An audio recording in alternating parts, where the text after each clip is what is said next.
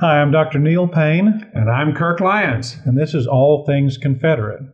Kirk, what's going on the SLRC? Well, we haven't had a show here in a while, so there's been a lot to report on. First off, this is 1 November 2012, and 2 weeks ago, HK began his March Across Dixie, the 10th anniversary. And so the SLRC had a major role in getting him to Texas and back and underwriting him, and a lot of the fundraising was done on our behalf. So 10 years later, he's going back to Texas again as the 10th anniversary of the March Across Dixie, and there's a lot going on there. HK started on October the 15th, which was the 10th anniversary, and left from the Vance Monument and then marched to Hendersonville. Unlike the 2002 march, he's only doing 10 miles a day instead of 20. So he'll start the march from where it started 10 years before, go 5 miles, drive 10 miles, and then walk the last 5 miles of town. So he had initially thought he would try to do the 20 miles a day, but age comes to all of us. It is 10 years later. Even HK, and HK's 65-year-old man, and it's not as easy as it was.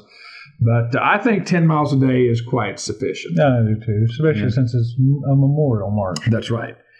And we have several things that we put together for him. We have a March Across Dixie placard, which is a map of the march, which we're encouraging people to buy to help raise money for the March Across Dixie. And they can smack these up on telephone poles and the backs of signs and all across the town in the route that HK is marching. So it's a good way to publicize the march. We'll have one here on screen that you can look at, and you can go to our website and order them. And these maps are one way that we're fundraising for HK. So you're encouraging people to put them up along the route of the march ahead of HK? Ahead of HK, behind him. And that'd be very encouraging for HK to see, those signs up and see people support what he's doing. And what we hope is that, because it is a historic march, is that after the march is over, that communities will work to get permanent signs to mark the route. So this is kind of the way to mark the route inexpensively and use it as a fundraising tool for HK and for the Confederate causes like the SLRC that he supports. But also it can be used as a groundswell to erect permanent markers once it's all over with.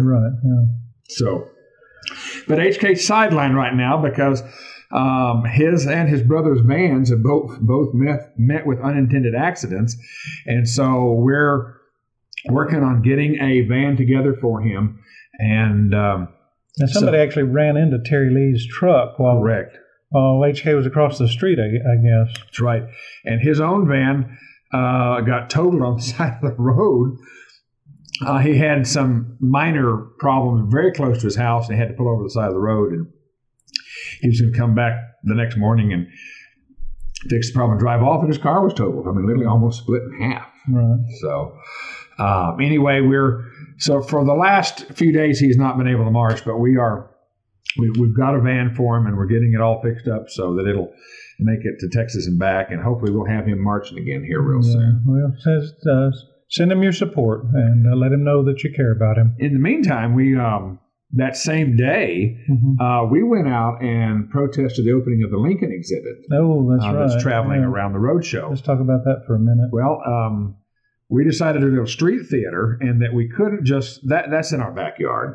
So we went to see the exhibit to make sure that it was something we should protest. This is Lincoln and the Constitution. Yes, which is an oxymoron or a contradiction in terms. Let us tell you about Lincoln and the Constitution. And this has been traveling all across the state, and there's some grant money that's paying for it. We went to see the exhibit, and it's kind of boring. But it is very pro-Lincoln. They do not bring out points that we would bring out in a discussion of Lincoln and the Constitution. Oh, it's an important subject. Sure. Lincoln and the Death of the Constitution is what it should be called. Exactly. So we went to the free speech zone. That's the same day that HK started his march, October 15th. And this is the only place free speech is allowed on the campus. That's correct, on campus, which that's something needs to be done about that too. Yeah. So we had our cameraman Nathaniel was there as Abraham Lincoln, complete with beard, and we'll have a picture here. We're showing you right now. Nathaniel. And said he had a sign around him that said war criminal, committer of genocide, something to that effect. You'll see it on the picture. And Nathaniel did a very good job, and everybody enjoyed the experience. Some of the debate got disputatious, testy, and a little testy. And there was a college girl with a real attitude that was there, which I found funny. She took herself very seriously, no doubt, especially when we called her ma'am. She didn't like that at all. Don't call me a lady. Oh, okay, we won't. My mistake. And she was using the F-bomb repeatedly. And I says, well, we have young kids here. Do you mind cleaning up your language? Not a lady. And she said, well, this is a free speech zone. I can say what I like. And I'm in college. Well, set yourself free, but there's young people here, and we're not going to stand and listen to you if you're going to talk like a sailor. Anyway, it was a good experience. We had about 8 or 9 people there for the 3 or 4 hours that we were there. It was a good experience, and we encourage flaggers and other people that want to get involved. We'll find a place for you to flag, to protest, free speech zones and all. But it was a good experience, and we got some very good news coverage. And I hope that Nathaniel can maybe put a little clip of the news coverage we got. So it was a good piece and a good effort, and our volunteers got to do something. Well, we can't let these sorts of things go unanswered. We've got to give them some balance. Correct. Let's talk about the oral arguments. Yes, in the Hardwick case, we have oral arguments. They're set for the end of January 29th to February 3rd. This is a tentative assignment, so we're not doing it. Fred Taylor will be arguing for us. I asked Fred. Fred did a lot of the underlying research on the case. He knows the case as well as I do, and he came with us. He's gone to us to both times we've gone to the Fourth Circuit, and it's time he cut his teeth in oral arguments, start learning what a real lawyer is like. So I think he'll do an outstanding job, and he is a Virginia attorney, and so we're going to have him do the oral arguments if they're granted finally, but I'm pretty sure we're going to get them. The scheduling may change. It may be pushed later, but I think we'll probably go sometime that week. So we're looking forward to that. We also have another important case we're working on at Green Hill Cemetery in near Elizabethton, Tennessee, where the Watauga Historical Association, which has basically arrogated to itself the right and duty to take care of this historic Green Hill Cemetery, where there are several Confederate veterans, and they've gone nuclear every time the SCV and other heritage activists have tried to place Confederate flags in the cemetery. It turns out they really do not have any rights to the cemetery. The association that was set up in 1962 went out of business. It was extinguished. They just picked it up 10, 15 years later and said, okay, well, we are the Watauga Historical Association that died, even though there's no connection really at all. And they're not a successor. They're not really a successor organization. They just say they are. And they've arrogated themselves the right to tell people what symbols are okay and what are not in a cemetery where there are Confederate veterans. There's even World War I and 1812 veterans that they won't allow to be properly memorialized. And so the SCV and other heritage activists there and what we call the East Tennessee flaggers have basically gone to loggerheads with them and are working to right the situation. And they came here for a planning session, and we gave them a lot of good ideas. And that's one of the beauties of it. We're a resource center, and we've done this stuff for years. That's right. And our advice is worth having. And they were very happy. We're the A-team. We're the A-team.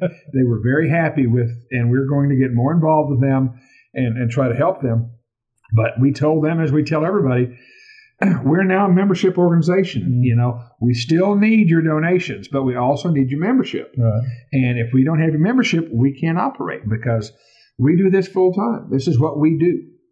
Well, folks, In order to have these resources available, we need people to become members of the SLRC so that when people need to research their ancestry, to find members, become members of the SCV or whatever, or to research legal cases or to know how to do it, this is where you turn. And if we can't keep the doors open, there won't be any place for people to turn. We appreciate our loyal supporters who continue to support us over the years, and we need y'all, those who aren't, to join with them. So please do so, and you'll see the information at the bottom of the screen. It's the best $35 you'll ever spend. It's the best $200 your camper chapter will ever spend. All right. Do it today. Thank you. That's it for the week. All right. Yeah. Okay.